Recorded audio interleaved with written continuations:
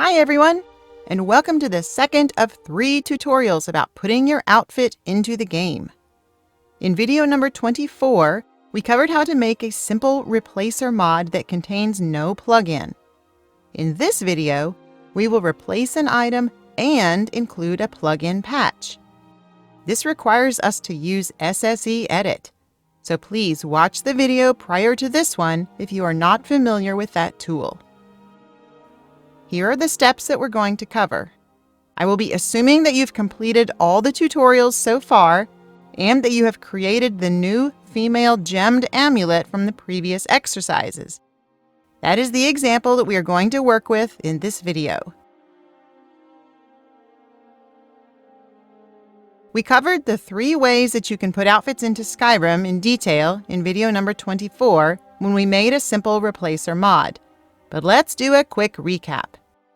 There are 3 types of mods you can make, depending on what you want to do. In a simple replacer, you have just mesh or texture files with no plugins at all. In a replacer with a plugin patch mod, you can have mesh files or texture files or both, and also you'll have a plugin file that refers to and changes something about the original outfit.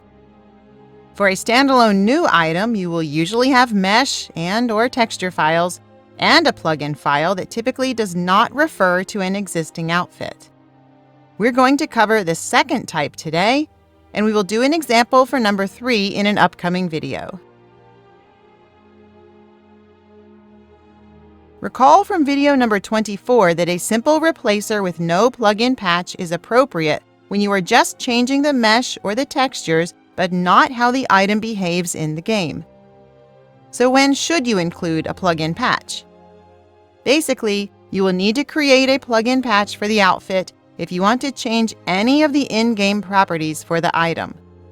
This can be things such as the following. If you want to change the item's name, if you want to change its value, weight, armor rating, etc., if you want to change its keywords for vendors, enchanting keywords, type of armor or clothing, etc. Or if you want to change the item's body slot, partition priorities, etc. Essentially, if the item already exists in the base game or in a mod that you have installed, and you want to make some changes to its properties, not just the shape or the texture, then you will need a plugin patch. If you want to add a totally new item to the game, then you will need new unique records that are created as a brand new plugin or that are added to an existing mod. We will cover that in our 3rd video about adding items to the game. The process for setting up a replacer plus patch mod starts off exactly the same as the simple replacer mod. So please watch video number 24 if you have not already. We will go through the steps quickly here since we've already done them in that video. Look up the folder structure for your outfit or accessory, either within the mod it comes from or using BAE if it is a vanilla Skyrim item. For our example, I'm going to find it in BAE to confirm the folders and the name. Base game outfits are in the Meshes 0 BSA, and amulets can be found under Armor, Amulets and Rings, and this necklace is the Gold Amulet Gems mesh. Then we create a new folder somewhere, like on the desktop, and give it a relevant name. I'm going to call mine Gemmed Amulet Replacer. Then copy the rest of the folder structure exactly like the original, so the game will use your new files instead. Put a copy of the new NIFs that you've made and or new texture files, if you have any, into the appropriate place in the folders that you've just created. Our NIFs from the tutorials so far are called Big Gem Amulet F_0v2 and _1v2 and _GND_v2. And then rename these copies in your new mod to match the ones that you are replacing. We only made female versions, so there are only 3 files to worry about. The one change I'm going to make here is creating a unique file for the female ground model. In the original setup, there is just one ground model that is used for both males and females. Remember that the names of the replacer files must be exact matches of the original files, or the game will not use them. Again, you can use BAE to see the original file names. With the outfit or accessory files in the right folder structure and named exactly like the originals that you want to replace, it's time to go ahead and make the plugin patch. If you have any trouble with this step, please refer back to video number 25 about using SSEEdit. First, open SSEEdit from your mod manager. In MO2, select SSE from the executable menu and hit Run. And in Vortex, just click on the tool icon for SSEEdit. Depending on what you want to change, you will need to make a copy of either the Armor record or the Armor add-on record, or both. We reviewed these types of records briefly in the previous video, and I've linked 2 articles about them in the video description if you'd like to learn more. The articles are from the Creation Kit wiki, and so the screenshot is not SSEEdit. However, the information about the records is the same. For our example, I am going to change the name and the female ground model of this amulet, and both of these are located in the Armor record. So we need to make a patch that changes that record. Click the little plus sign to expand the Skyrim ESM plugin, and then find the Armor category and expand that. The original Skyrim version of this gemmed amulet is called Gold Jeweled Necklace. So scroll down until you locate that item. You'll probably have to scroll way down, or, since I happen to know the editor ID, you can select the Skyrim ESM up top here, type Jewelry Necklace Gold Gems with no spaces into the editor ID box and hit Enter, and it should highlight the correct line for you. You can also click the Name column in SSEEdit to sort the records in alphabetical order by in-game name. Once you find the record, right-click on it and select Copy as Override Into. If you have not yet edited anything in this session of SSEEdit, you will get a scary-looking warning box. Take a deep breath and click on Yes, I'm absolutely sure, because we do indeed intend to make changes. It may be grayed out for a few seconds, so just wait until it turns green and then click on it. And don't worry, I got your back on this. A dialog box will open up asking us to select the plugin where we want to save this new record. You could save it to an existing mod, and you'll have a list here of all the available mods in your load order. Note that only plugins that load after the one you are copying from will be available to choose. If you are making a new patch as its own plugin, which we are, then scroll all the way down to find the options for creating a new file. We could choose to save our patch as an ESP, the first option on the new plugins list, but for outfits it is generally safe to make patches as ESL flagged ESPs to save on plugin slots. So let's select the third one down for ESP with the ESL flag, tick the box, and then hit OK. Now we have to give our new plugin file a name. I'm going to give this the same name as the mod, which is usually a good practice. So I type in Gemmed Amulet Replacer and hit OK. Now you can see that our new plugin was created, and it's now the winning plugin, listed all the way to the right of all the plugin files that include this amulet. We copied the record from the Skyrim ESM, so all the values for this item in our new plugin match the master copy shown in purple. We don't need that. We want to make some changes to the item in our new plugin. We can make changes by dragging and dropping things, using a slow double click, or right-clicking on the line you want to edit. Be sure you only change the fields in your new plugin, and not any of the other plugins by mistake. Let's first change the name that we see in the game. Select the Name box and then click again slowly so it becomes editable. This may take you a few tries to get used to, so be patient. If you double-click quickly, you will get a box like this instead. Just close it out and try again with a slower second click. Once the field becomes editable, type glowing amulet and hit enter. If you have any other mods that change this item's name, your new name should show up in orange-colored text because it is different and it's now the winning value, while all the other mods will have the name shown in red because those are now losing values for this name field.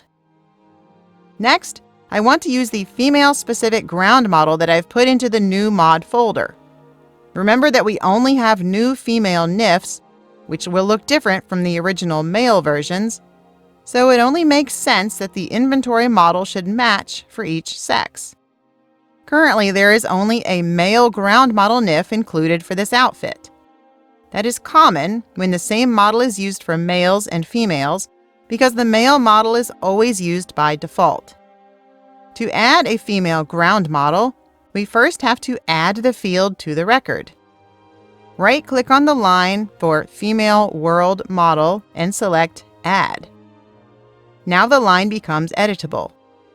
I'm going to first copy the male NIF path since our female version is almost the same, so I slow double-click on that line to activate it, then hit Ctrl-C to copy. Now I can either slow double-click on the Female World Model line, or I can right-click and select Edit. Then Ctrl-V to paste in the path I copied, and amend it slightly by adding _F on the end, since that's how I named the file in our Replacer mod, and click OK. I just want to double-check that I got the name right, so I bring up the Replacer mod folder and compare. The path looks good, and the name looks right, so we are good to go. Now scroll down, and if you have weapons, armor, clothing, and clutter fixes installed like I do, then you can see that that mod changes the value of the necklace. Let's go ahead and carry that change forward into our patch, so we just drag and drop that field right into the same spot in our new plugin. You can see how it turns green because now the two mods are not conflicting with each other anymore. Finally, let's remove a keyword from the record. Right-click on the Jewelry Expensive line in your new plugin and select Remove. Poof! Now we have just an empty field where it used to be, and you can see that our keyword count has been reduced to 3. And that's it. I'm going to keep this plugin patch simple, but you can make further changes if you wish. Just be sure you are only changing values in your plugin, which is the column farthest to the right in this window. Remember that only that last column, which reflects the winning plugin, will affect the item in the game. So if any of the values that are shown for any of the other plugins are things that you want to keep, be sure to drag and drop them or include them in the plugin that you are creating shown on the far right-hand side.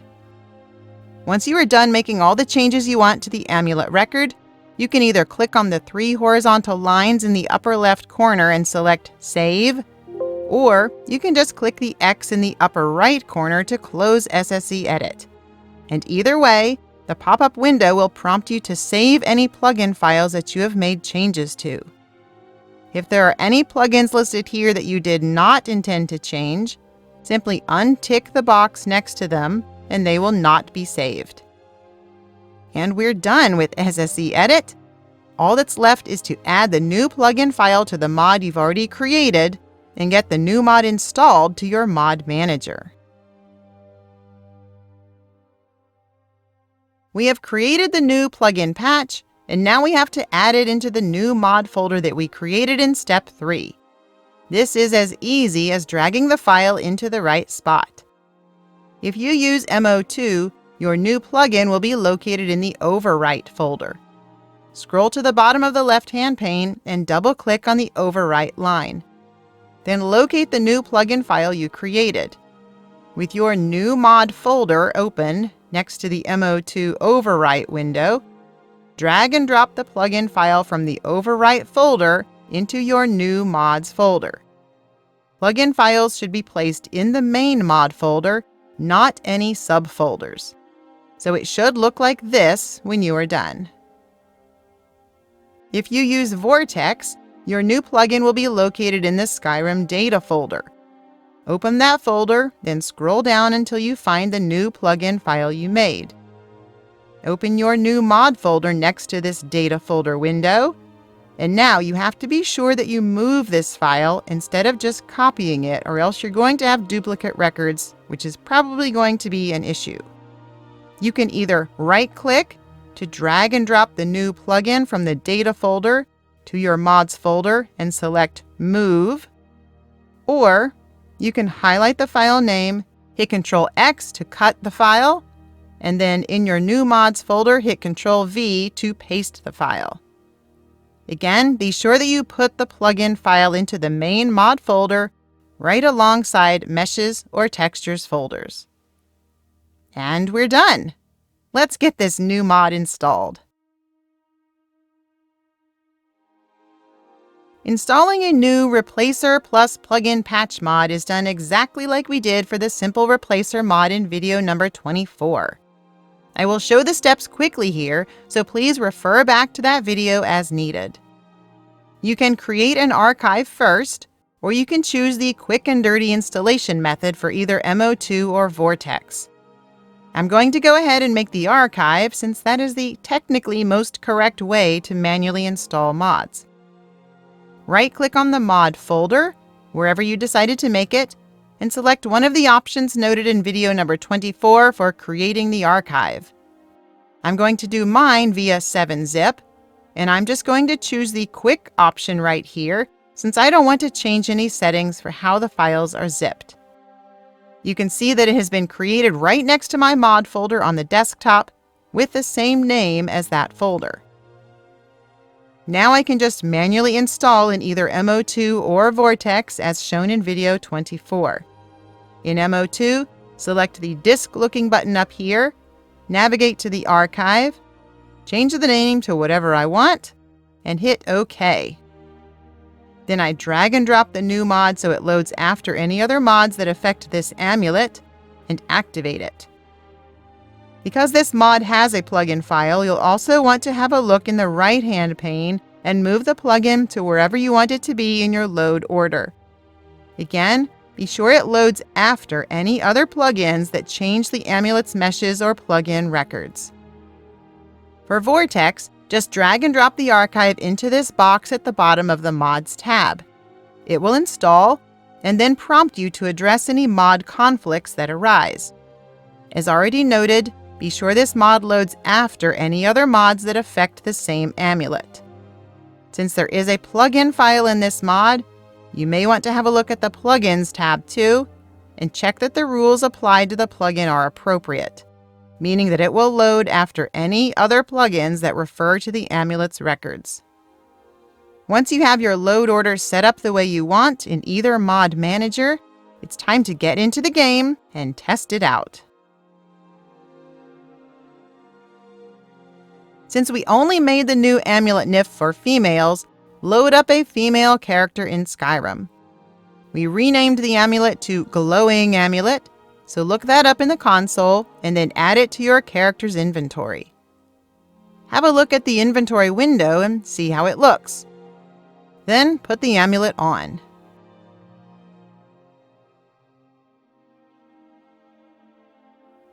Open up Race menu and check that it weight slides properly.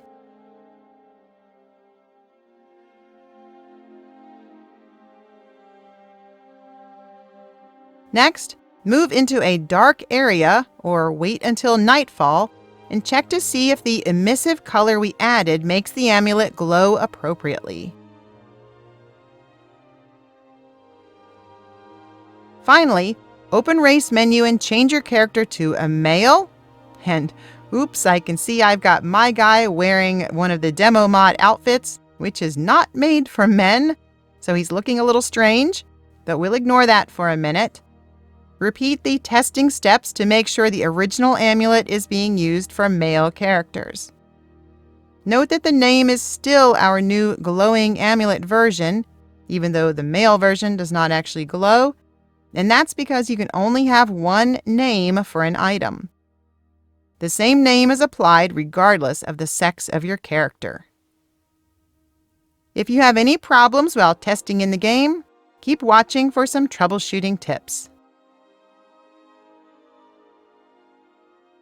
If your amulet isn't working as expected, then any number of things could have gone wrong.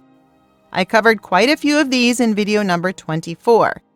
The fixes for those are the same, so please refer back to that video and do the recommended checks. The only thing that is new for this example is the plugin patch. If you have tried everything else and your problem is not solved, then make sure you have the plugin activated in your mod manager. Next, open SSEEdit, find your plugin patch in the list on the left-hand side, and tick the little plus sign to open it up. Make sure it includes the appropriate record, and check that all the fields in that record are set the way you want. Finally, make sure that your plugin is the farthest one to the right in the main window.